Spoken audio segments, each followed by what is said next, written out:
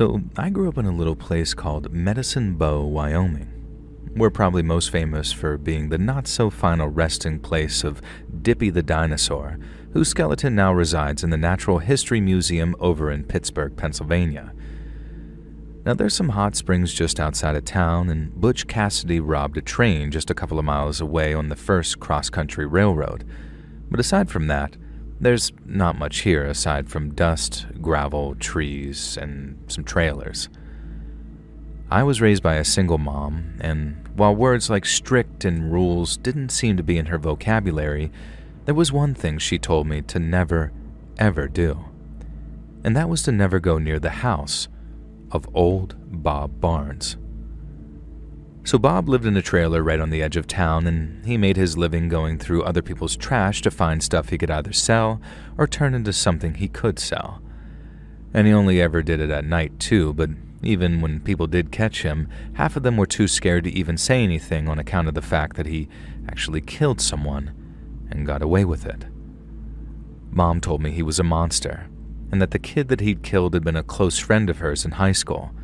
And that's all she ever told me about it, though, and I figured it was just because it was too much hurt to talk about. Over the years, I learned bits and pieces here and there about Bob's life and the murder he was said to have gotten away with. I learned he fought in Vietnam, that he volunteered for it too, but that after he came home again, he just sort of couldn't go back to normal. He moved his trailer right out there near East Allen Lake, and people said never to go around to the north side at night because old Bob would most likely be out there shooting squirrels for the next night's dinner. "Don't want him mistaking you for a squirrel now, do we?"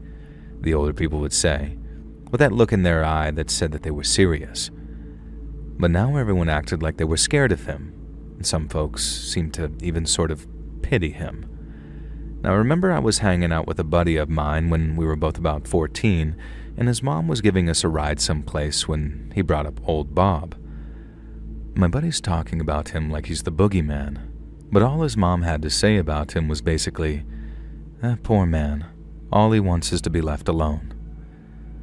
Now my buddy's like, "Mom, he killed someone."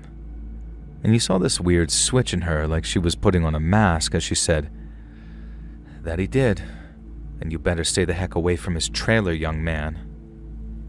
And it was like we'd, I don't know, caught her out on something. I just wouldn't fully understand what that thing was until a few years later. And by the time I was 17, old Bob was definitely the devil to me. One night, my mom had gotten drunk and told me the story of how Bob killed her friend. She wasn't like an alcoholic or anything, she just liked to have a few wine coolers on a Friday night while watching Dallas and Falcon Crest. But that one night, I got home from a friend's place to find her all teary-eyed while looking at old pictures of herself and her high school friends, including the kid old Bob had apparently murdered. She told me how they used to hang out in school and sometimes outside of school too, since two mutual friends were dating. And she said aside from partying a little too much, he was a good guy and didn't deserve to die in such a way or at such a young age. He'd been drinking out near that lake with a couple of friends when he wandered off to take a leak in the bushes. And that's when he sees someone walking through the shrubs carrying what looked like a little kid over their shoulder. Mom's friend yelled something at the guy, who starts running off with this kid over their shoulder, so he and his buddies decide to give chase. And then once they caught up with the guy, and with Mom's friend at the lead, the guy drops the kid, spins around, and lights Mom's friend up like a bang, bang, bang, bang. And the poor guy was dead before he hit the dirt. And while the kid they rescued was taken to the hospital, she ended up passing away because she had a massive dose of tranquilizers in her system, and it damaged her organs. All the kids that were hanging out at the lake that night said it was old Bob that shot Mom's friend, but then for some reason, he was never arrested and never went to jail. And it finally made total sense to me why everyone either feared or hated him. Maybe my buddy's mom just didn't know the full story, and that's why she said that weird thing about that poor man. But I did, and as the months went by, all this hatred for him was festering away until finally, I decided I was going to do something about it. I had already told my friends about the whole thing, so they knew how much I hated old Bob for having saddled my mom with this lifelong trauma. But it wasn't until we were sitting around the campfire one night that I brought up the prospect of doing something. One of my buddies had asked his dad about this little kid who died from the OD, and he'd confirmed that that was true. People didn't like to talk about it, as you never knew when the girl's mom would show up behind you in a store or whatever, but the whole thing that differed from the story he heard was that the kid had shown up in town and hadn't been found near the lake. That little detail didn't matter to us, though. It didn't matter to me, anyway. The story was still basically the same, and old Bob still needed to pay for what he'd done all those years before. And so I hatched the plan with my buddies that night.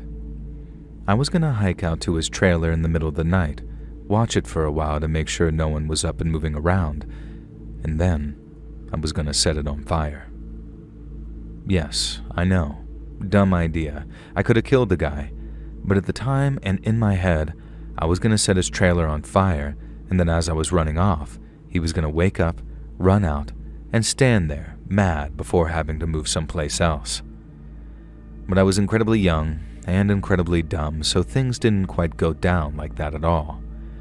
And it took a little while before I felt brave enough to siphon the gas that I needed to do the job. I didn't have any money, like at all, so I ended up stealing a can of paint thinner from our school's art supplies. Then one Friday night, after hanging with my buddies around the campfire like we always did, I lied to them and said that I was headed home when, really, I was headed to old Bob's place. Now, it took about an hour of walking around the lake to the other side, then once I was within maybe half a mile, I turned off my flashlight and traced the water's edge till I spotted a light coming from old Bob's trailer in the distance. I stuck to the plan and watched the place for maybe 40 to 45 minutes until the sound of a TV stopped and the dim light I could see went out.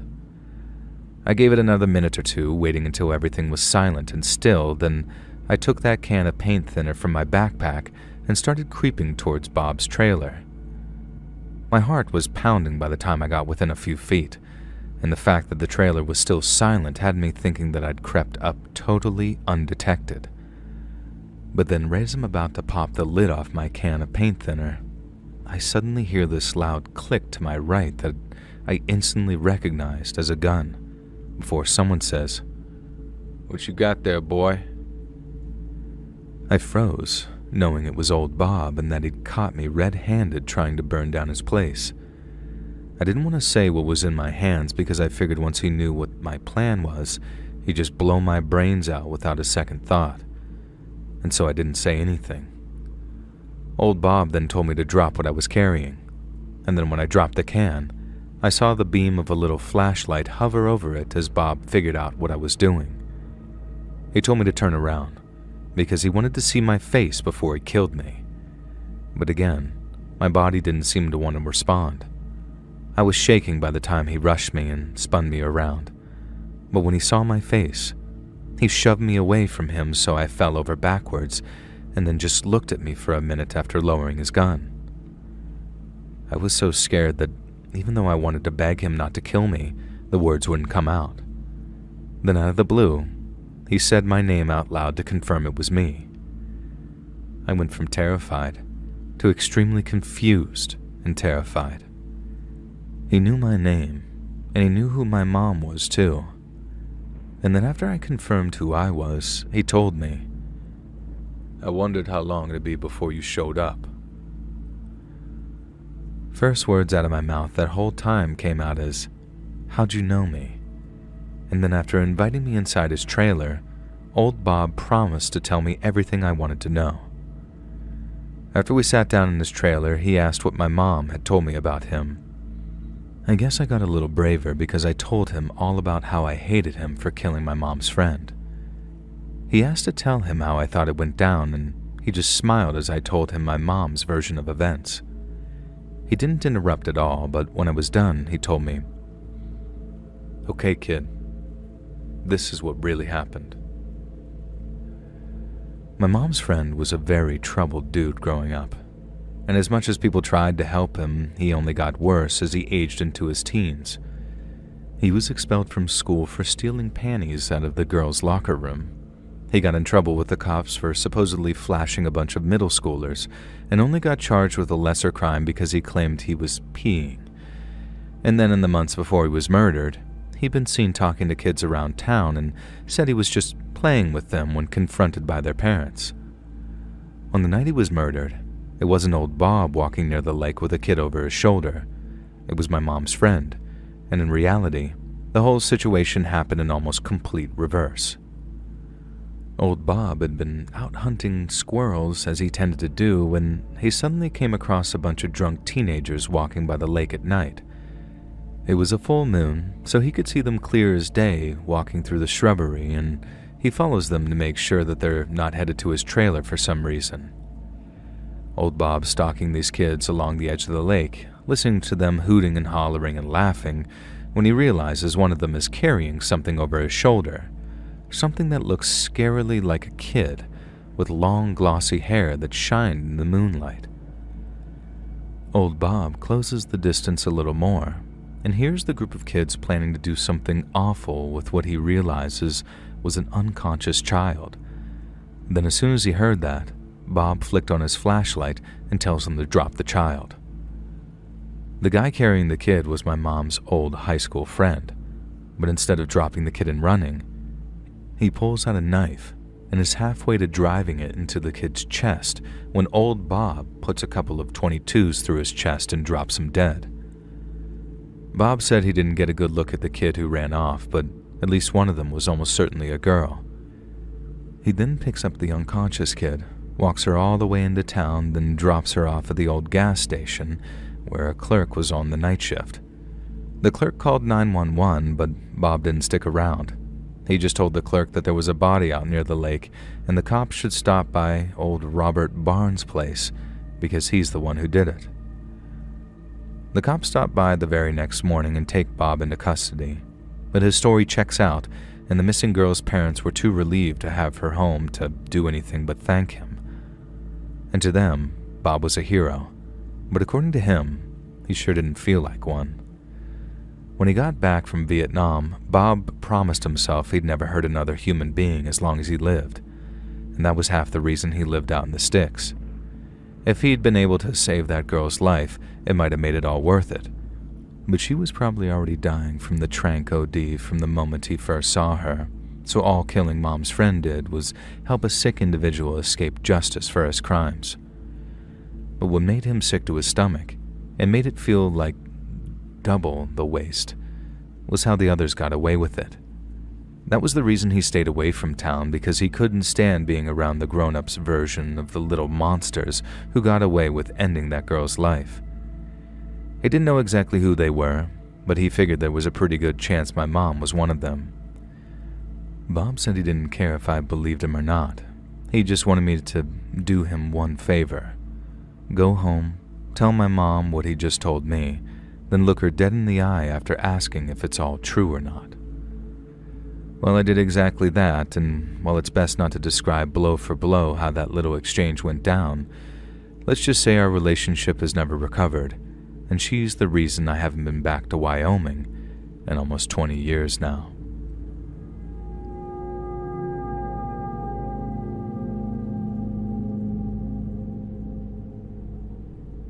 Back in 2002, my boyfriend and I were driving from Chicago to this little town in South Dakota called Vermillion, where his parents lived. Around noon, we'd been cruising through Iowa cornfields for hours on end, when suddenly the corn just sort of stopped. It was like coming out of a forest into an open field, but instead of seeing nothing but green grass, all we could see was ash and charcoal. There had obviously been some kind of fire, and while my boyfriend said it's normal for farmers to sometimes burn their fields to prepare them for a new cycle or whatever, it still looked creepy as hell. We went from being able to see just a few feet on either side of the highway to being able to see for miles upon miles around us.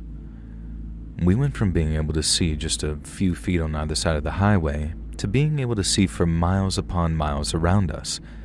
And that's how it was so easy to spot the man and the little boy that I saw walking hand in hand through a burned-out cornfield. I could only see them at a distance at first, but The difference inside was plain to see, and boy did it look wholesome. It looked like some old-timer taking his grandson out for a walk to show him the burned-out fields.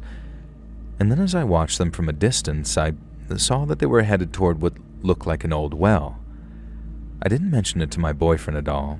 We were enjoying a comfortable conversation hiatus while listening to a little music, so I just watched the Hallmark card scene zoom in as we got closer in almost silence.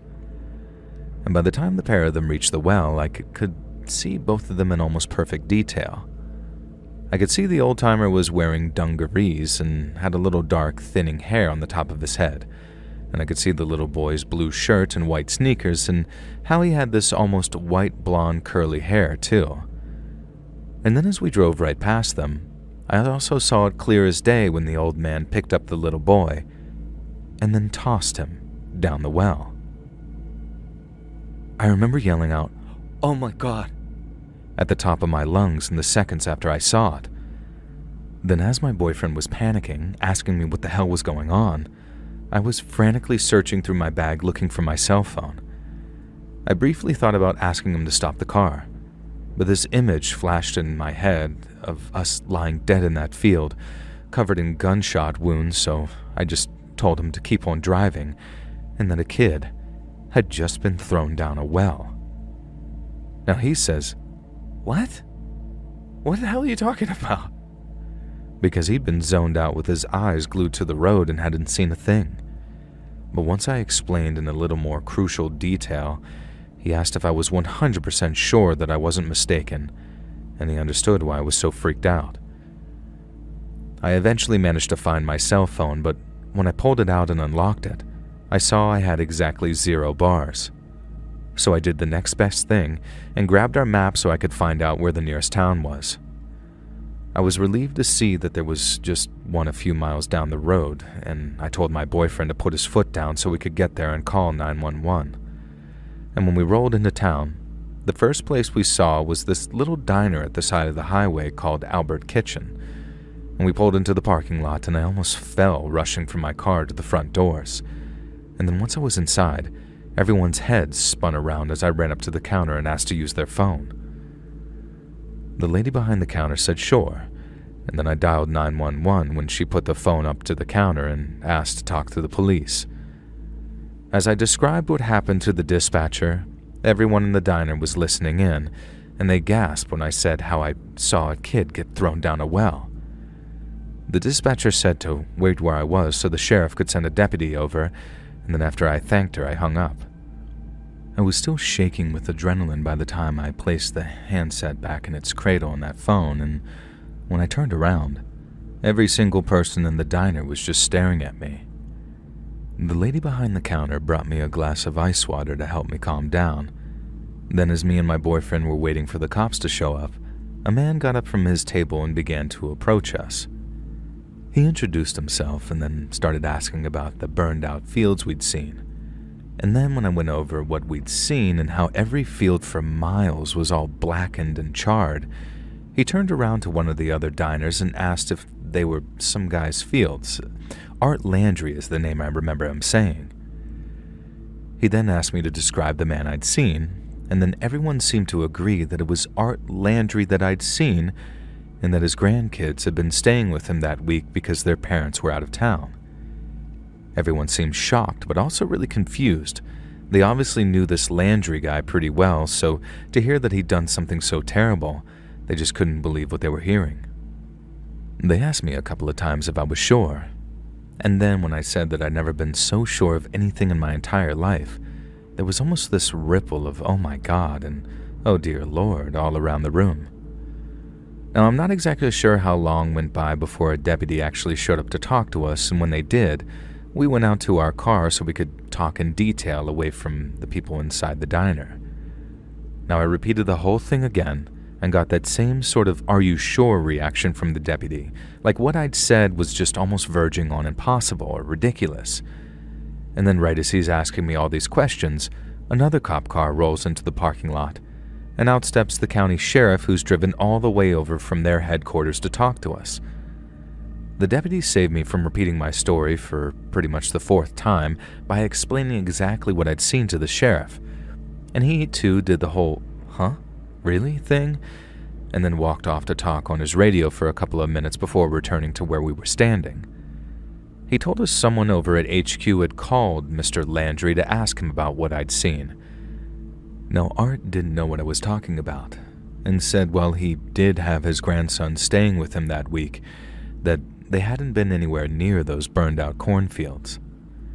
Now, by then, I was practically begging the sheriff to drive us back down the highway so I could show him exactly the well that I've been talking about. He said he couldn't just walk up on somebody's land like that without a warrant, and that he'd have to speak with Mr. Landry personally before anything like that happened. I tried to keep my cool. I knew the longer we talked, the less chance that kid had of surviving that fall, not to mention whatever was down there at the bottom of the well. If it was water, he might drown. If it was dry, then we need to get him out ASAP before he died. I tried to convey all of that as best I could, but the more animated I got, the more the sheriff and his deputies started to look at me like I was crazy. I had to literally beg the sheriff before he told his deputy to drive out to the old well on that farm to check it out. But when he did, I was so genuinely thankful that I almost burst into tears.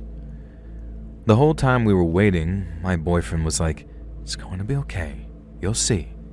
Everything's going to be fine." The sheriff was almost half sitting in his car talking on his radio. Then all of a sudden, he got up and walked over to us, calling out that he'd got some good news. Firstly, the well on that farm was empty, and secondly, Mr. Landry was headed down to the diner with his grandson, so I could see for myself that everything was fine. Now, I was kind of speechless for a second because I was certain, and I still am, of what I saw out there. The sheriff then took the opportunity to explain how, thankfully, I just must have been mistaken. Who I saw out there, they were probably just picking their kid up to show them the bottom, and any dropping or falling that I saw was a kind of maybe optical illusion given from how fast we were driving through the smoke. And the only thing that I could think to ask when word finally came back to me was like, how could the deputy be so sure the well was empty? Was he sure that there wasn't a kid down there, underwater maybe, or just out of reach of his flashlight? I knew what I saw. There was a kid's life at stake, and I wasn't about to just take someone else's word for it, especially when they were throwing around phrases like optical illusion or trick of the light, which was starting to sound more and more suspicious to me the more they cropped that up. And I get that people have that small-town mentality of wanting to defend their own, but the way they didn't even seem to give a crap about this kid started to turn from alarming to kind of disturbing. And as I'm trying to keep my cool and stay polite as I'm explaining to the sheriff that I know what I saw, the deputy returns from checking the well. But following behind is this beat-up old truck, and after it comes to a stop, out steps this big old guy in dungarees with dark, thinning hair. And the first thing he said was something like, "Now who's this saying I didn't drop my damn grandson down a well?" He sounded mad, and the sheriff walked over now saying, "Hey, now just hold on, Art. She's just trying to help." Now this man named Art then walked around to the passenger side of his truck, opened up the door, and then helped a young boy out of the seat. He then led him around to us to see, and then told me that was the boy he'd supposedly thrown down the well in this very aggressive, accusatory way. Now my boyfriend said quietly, "See, I told you everything'd be fine." Like in a very comforting kind of way, but things were not fine, because the kid that I'd seen had blonde, curly hair, and the kid in front of us had dark hair that was closely cut. Now I started getting more and more frantic as I explained how it wasn't the same kid, and the deputy tried telling me maybe it was the sun catching his hair that made it look like it was blonde. Now having them trying to make me feel like I was crazy made me want to scream, but I knew that was the last thing that had helped my case. So instead, I tried asking if there was anyone else I could talk to because I didn't feel like they were being very helpful. And then while me and the deputy were talking, the sheriff asked my boyfriend if they could talk in private. A few minutes later, my boyfriend comes back saying we need to leave. The sheriff had basically asked if I was crazy or not, and when my boyfriend said no, he told me to get out of town before I was arrested on charges of public disturbance. They couldn't have people just rolling into town, throwing around accusations and dirtying a good man's name. So unless we had any other official business to attend to, we were to leave immediately or face arrest. Now by that point, I actually wanted to leave. I had this horrible, creeping feeling that something dark was going on in that small town. But whatever it was, neither of us were getting to the bottom of it while in the parking lot of that damn diner. I faked an apology to that farmer and his grandson, whoever the poor kid was. And then the second we were back on the road and I had some reception, I called the Iowa State Patrol to report the whole thing. I told them that I thought something messed up was going on over in that town, specifically on the farm of one Art Landry, but they got back to me saying that there was nothing to it. I then went through the whole complaints process, saying that I didn't think my report was being handled properly, but again they got back to me saying they'd done everything they could, but there was still nothing to report. But I know what I saw.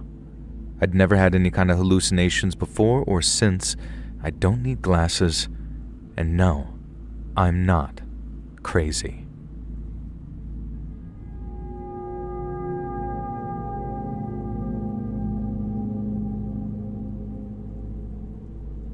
My dad used to work for the Foreign Office, and he met my mom while working in Peru.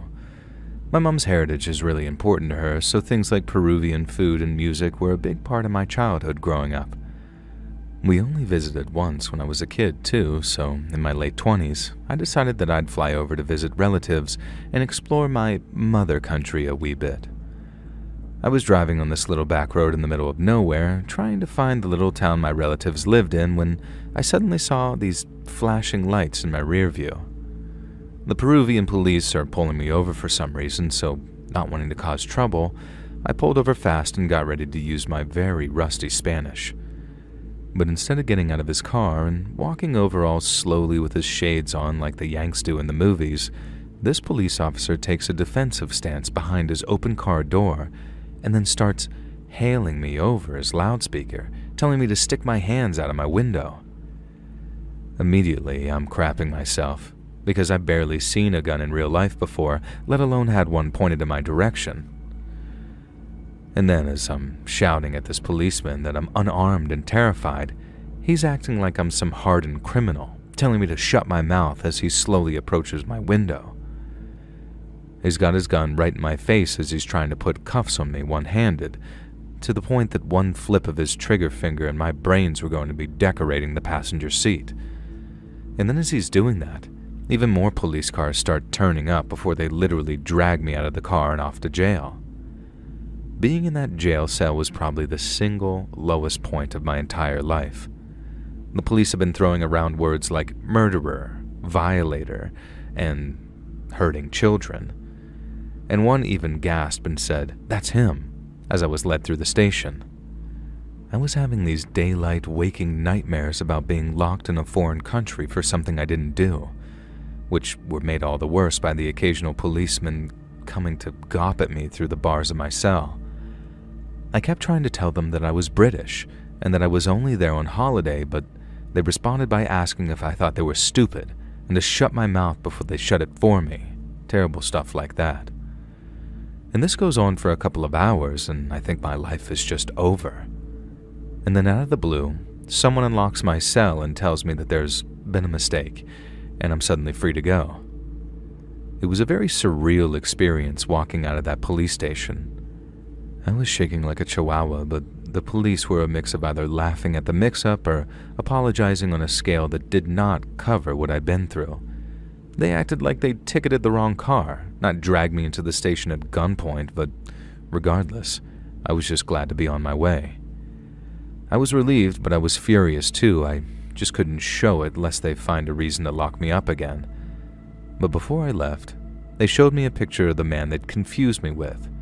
He was a violent, wanted criminal, a truly dangerous individual, and looking at his picture was like staring almost into a mirror. Easily the most terrifying experience of my life, and when I asked my relatives if I was entitled to any kind of compensation, they laughed before saying, "No chance." Now, I had an amazing time and I don't regret going, but I also haven't been back to Peru since, and next time, I'm getting my family to pick me up from the bloody airport.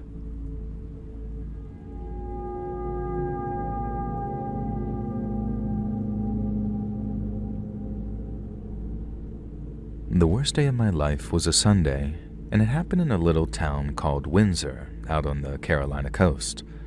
Now back then, Windsor was home to less than 2,000 people and was your average backwoods North Carolina town.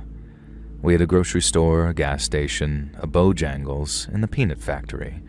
And then aside from a few churches and chapels that surrounded the town, that was pretty much it. It was quiet and neighborly. Murder wasn't a word that you heard spoken around Windsor, and you only ever heard it on the radio or on television. But then came that night in 1993, when all that evil stepped out of the TV and took a walk around town. It was the evening of June 6th, and I was down at the Bertie County Sheriff's Office about a mile south of town. The Bertie County Jail is down there too, and after collecting some paperwork from one of the deputies over there, I was sitting at my desk just quietly filling it out when we suddenly heard dispatch over our radios. It was the quietest day of the week, so I don't think anyone was expecting anything more than a civil dispute or a minor accident. So when we heard the codes for a man with a gun or multiple deaths, there was this split second where I was convinced that there had been some kind of mistake. But when I saw my fellow deputies running out of the office and towards their cars, I knew that there was no mistake. It was real. I followed the other deputies out into the parking lot, jumped into my cruiser, and then we sped off in a rough convoy towards the grocery store on the north side of town. Now, this grocery store is called B-Low, as in a play on the words be low, as in the prices here be low, and it rivaled the local churches in terms of places folks could congregate and converse. And so, knowing the three deceased were most likely people I knew, maybe even friends of mine, that was already a tough pill to swallow during that rush towards the store. And when we arrived, the place was all closed and locked up since they closed early on Sundays, and we still had next to no idea what to expect. The 911 call that had come into dispatch was from a wounded survivor of whatever had happened, and with them being in so much pain, they couldn't go into too much detail. We only knew that there were bodies, a man with a gun, and survivors who desperately needed our help. The B-Low had these glass panel windows all the way along the front, so on the approach, you could see this long trail of blood going from the front to the back of the store. After we busted in, we found all that blood belonged to a member of B-Low's cleaning crew who'd crawled all the way from the back of the store with gunshot wounds so he could use the phone. Me and the other deputies spread out once we got inside, clearing the place from aisle to aisle to make sure no one was waiting to ambush us, and then once we got to the back of the store, we found 5 more people. 3 of them were dead, and another was badly wounded with stab wounds. But for some reason, the killer had left the 5th person, a member of the cleaning crew, completely unharmed. And there was no helping most of those that had been shot, but we did what we could for the survivors, and thankfully both of them made it through.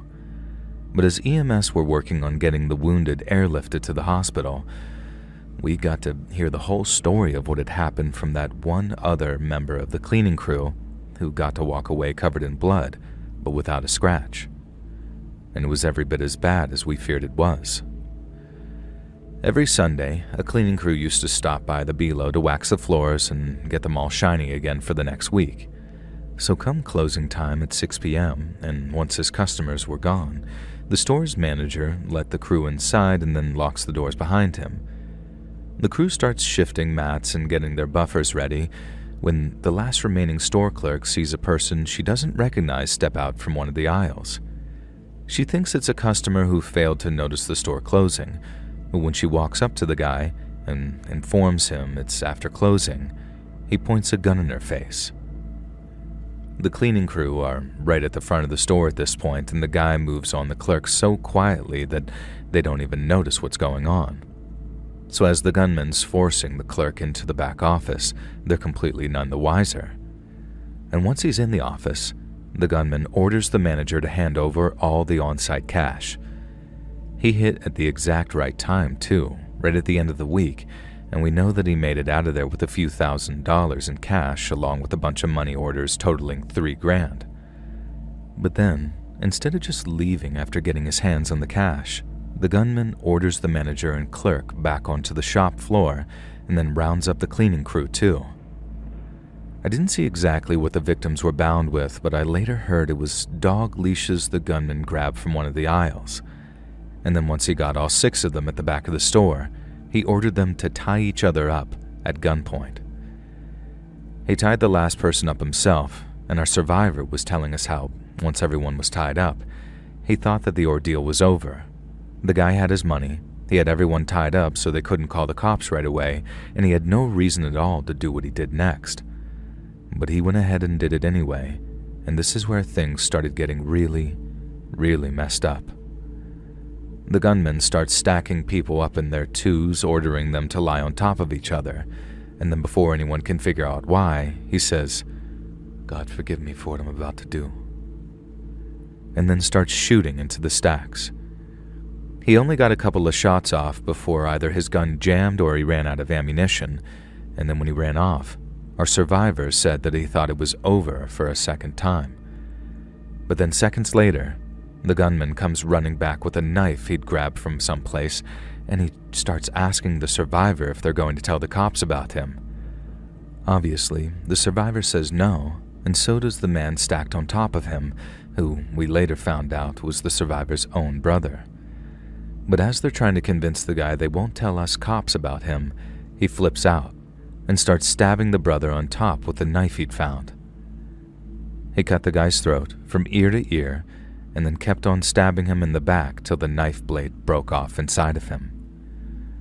Our survivor claims he then asked him for a second time if he'd identify him to the cops if given the chance, and then when he says no again, the gunman walks out with the money and leaves the last man alive. Our survivor said he was convinced that the guy would come back, just like he did before when he went to grab a knife. He also had his dead brother on top of him, so I don't think he could have moved even if he wanted to. And then the surviving member of the cleaning crew, thinking that the other man was dead, manages to free himself from the dog leash before he crawls towards the front of the store, which was where we found him, with the phone still in his hand. When it came to the investigation that followed, I don't remember ever being so invested in a case before. One of the poor folks killed was a relative of the county sheriff, so he made it a personal mission of his to bring the guy in. But right from the get-go, things started to go wrong. First off, the BLO security camera system wasn't working at the time of the attack. They had a repairman scheduled for that coming week, and while the timing of that still haunts me, it obviously meant that we had no security camera images of our suspect. Secondly, all 3 of our survivors gave us a matching description of the guy, a very distinct one too. He supposedly had a crooked nose and hazel eyes, but the sketches we circulated didn't amount to any sightings of him, no solid ones anyways. All we had were reports of a white sedan with Maryland tags speeding out of town on the 17 not after the murders though. But after the car was tracked down, its owner was cleared of any involvement. They were just in the wrong place at the wrong time. And I think the most frustrating part was how the investigation ended up fixated on this one detail that I'm not even sure was true. At one point, one of the victims asked the killer, "Why are you doing this?" And while she was referring to them being stacked on top of one another, the guy must have thought that she was asking him a more general question as in, "Why are you robbing us?" He said something about being a former cop and one who was recently fired from his job. But although it was clear early on that he couldn't have been a cop since there was no match on his fingerprints and the lead investigator seemed convinced he was either former military or former law enforcement, that completely contradicted what people like myself came to think, which involved him being a fugitive who killed because he didn't want any witnesses. But by the time the investigation started to seriously consider that possibility, the killer could have easily escaped the country using the thousands of dollars he stole. And that's my best guess as to why he wasn't caught anyway. And afterwards, people who worked in law enforcement talked about what happened like it was a tornado or something. They made it sound like this terrible, almost random event that no one could have stopped. but I still felt useless. The worst thing to happen in Windsor for maybe 200 years, and I'd been sitting on my ass writing our paperwork while some sick bastard was stacking bodies and blowing their brains out 2 at a time. But what I still can't figure is, why did he let the last victim live?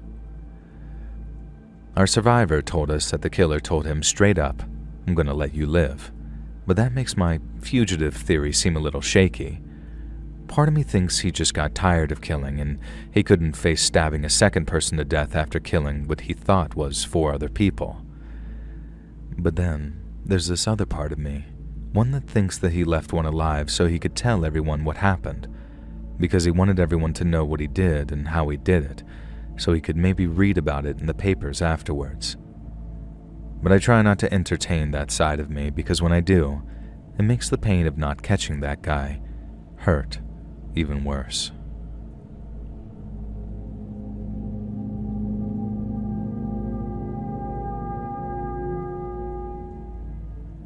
I grew up in a place called Bart Township in rural Pennsylvania.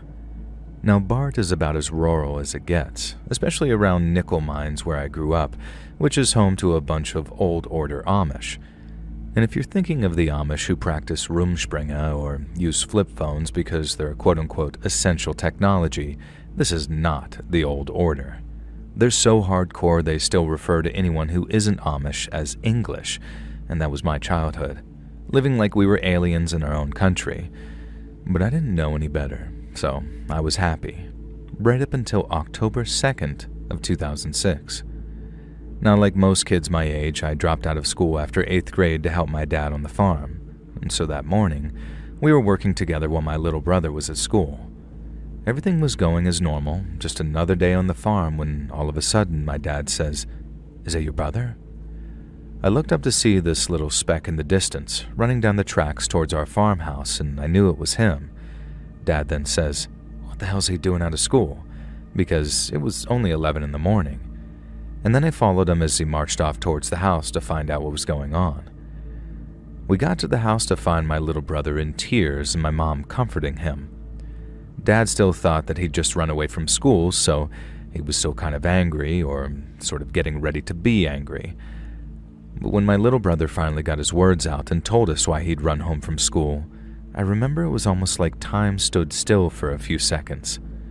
He told us there was a man in our classroom, and he had a gun. If you can believe it, this wasn't even the scariest part, because as my dad is freaking out and rushing to grab his own gun, my little brother says something about the guy having chains and hooks too. Well, that was it. The red mist descended over Dad, and he ran off in the direction of the old schoolhouse while telling me to stay put and watch my mom and brother. We had to wait hours before Dad came back with the news of what had happened, and when he did, this is what he told us. Around 10:30 that morning, not long after the kids came back from recess, a pickup truck parked in front of the old schoolhouse. A man got out, walked inside, and then asked the kid's teacher if she'd found a clevis pin out in the road. Now, a clevis pin is kind of like a bolt, something used to fasten 2 things together. They're commonly used in farming, so almost everyone around those mines knows what one is. And since the kid's teacher hadn't spotted one that morning, she apologized for not being able to help, but wished the guy luck in finding his missing pin. The guy acted kind of weird. He didn't make any eye contact, and he mumbled some sort of reply before walking back to his truck. But then a minute later, he walks back into the schoolhouse with a pistol and tells everyone they either do as he says or they're going to die. Now, thinking it's just a robbery of some kind, the kid's teacher tells the class to do as the guy says. But then instead of stealing the school's petty cash box and driving off, the guy orders all the young boys present, including my brother, to help him unload items from his truck before carrying them into the classroom. They carried in a whole bunch of tools, a shotgun, and a stun gun, but also a big pile of lumber, along with some wires, chains, and what we found out later was a bunch of metal eye hooks.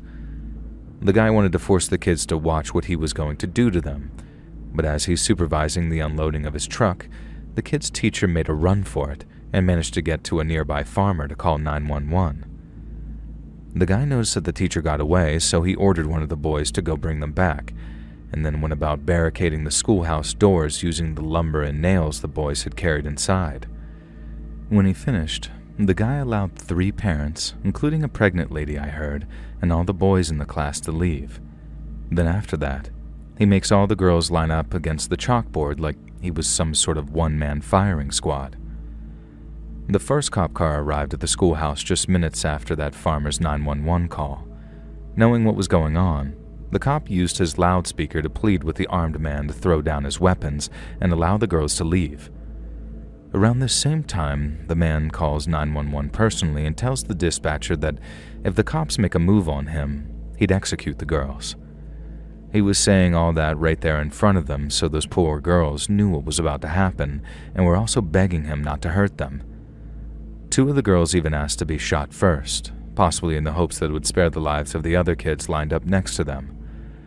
But the man told them to be quiet and kept on talking to the cops. Dad said that by 11 a.m., there was a whole crowd gathered around the schoolhouse's perimeter and that a bunch of ambulances were there too, waiting to treat the wounded. They all heard when the shooting started, and Dad said the sound that rose up from the crowd was like nothing he'd ever heard before. Just this terrible sound of collective mourning as each gunshot meant a lost life and broken hearts that would never fully heal. As the gunshots start popping off, all the cops start rushing the schoolhouse, hoping to put a stop to the massacre. But the man realized what was happening and started shooting at the cops out of a window. They returned fire, being careful to only target the window that they were being shot at from. The man stopped firing and they figured that he was either hit or reloading. But when they burst into the schoolhouse, they found him dead on the floor, with a single self-inflicted gunshot to the head. We later found out that just before the shooting started, the man tried to call his wife to say goodbye. And I don't think she picked up the phone, but he must have left a message or something because when she got home from wherever she was, the first thing that she saw was a note on the table describing what her husband had planned that day. She had also called 911, hoping to stop what was planned before it ever started, but by then, it was way too late and her husband was only minutes away from murdering a whole bunch of innocent children. And all the wounded girls were taken to the hospital, but of the 10 kids shot that morning, only 4 survived. A couple were pronounced dead at the scene, and I heard one little girl passed away in the arms of a state trooper as he tried to comfort her. They were all between just 6 and 13 years old. For some reason in the middle of this massacre, the guy decided to switch from shooting them with a pistol to shooting them with a shotgun. He still had ammunition in his pistol too, so a lot of people think he switched weapons to inflict more damage and make the scene even more gruesome than it already was. No one could understand why someone would do that. I mean, killing them is one thing, but deliberately making it as messy as possible is just... It seemed like the kind of evil I'd never be able to truly understand. But then, after we found out who did it, or more importantly, why he did it, it all started to make sense in this sort of sick way. First off, finding out who killed all those kids was a major shocker, because pretty much everyone in the nickel mines area and the surrounding areas knew who the guy was. His name was Charlie Roberts, and he lived down in Georgetown, and he was the milk tank driver who visited a bunch of local farms, sometimes multiple times a week, too. He actually knew the families of some of the kids he killed, and he had a wife and 3 kids of his own at the time of the massacre. The cops talked to his coworkers about him, and they said while Charlie had a history of depression and such, he seemed to perk up in the days before the massacre. But this is most probably because he decided he was going to kill a bunch of people, and that made him feel better about himself. The cops also thought he was inspired by a similar kind of hostage situation which had happened in Colorado the same week as this one. Obviously, there was no getting a solid answer on that one because he was now dead. But he laid out almost exactly what drove him to kill those kids in the notes he left, and the message he left on his wife's voicemail that morning. It turned out Charlie Roberts was hurting children in many ways, and had abused 2 female relations of his back when he was 12. He told his wife that he was daydreaming about doing it again, and that also explains the lubrication the cops found at the scene. But Charlie also explained that the death of his daughter was the reason he wanted to kill. He and his wife lost their little girl during childbirth about 10 years earlier, and he wrote in one of his notes that he was filled with hate towards himself and God because of her death. His 2 female relations said that the whole abuse thing was just made up, but I can see them saying that purely because they wanted their privacy and all of that. Either way, people started saying that Charlie wasn't that, and that he was just crazy, because he didn't actually touch those girls at the schoolhouse at all. He just killed them in cold blood before taking the coward's way out. And over the week or so that followed, the schoolhouse was knocked down and flattened so it couldn't remind anyone of what had happened. And while the reaction of the local Amish made me proud in a lot of ways, it was the beginning of me realizing that I'm not like them, and that I couldn't stay.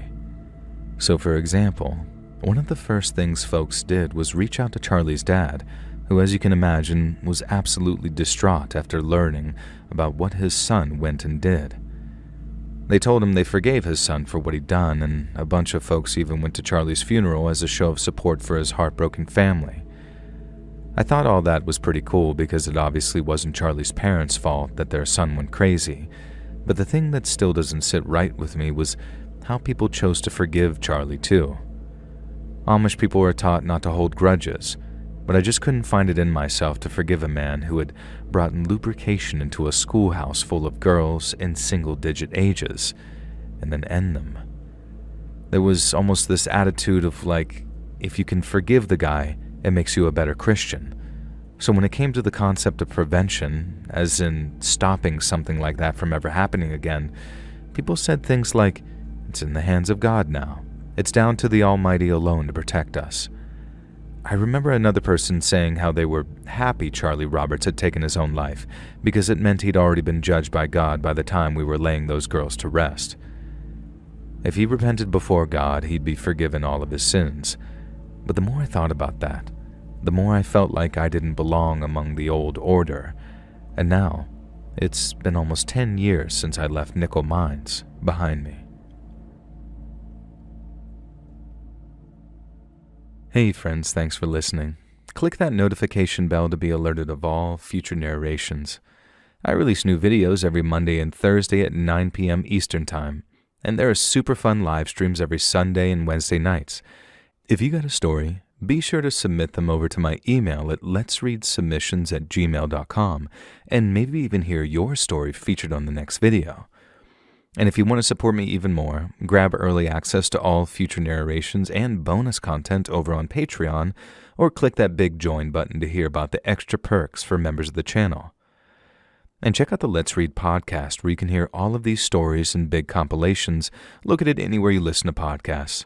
I also have a true crime channel called Saturn Soul. All links in the description below. Thanks so much, friends.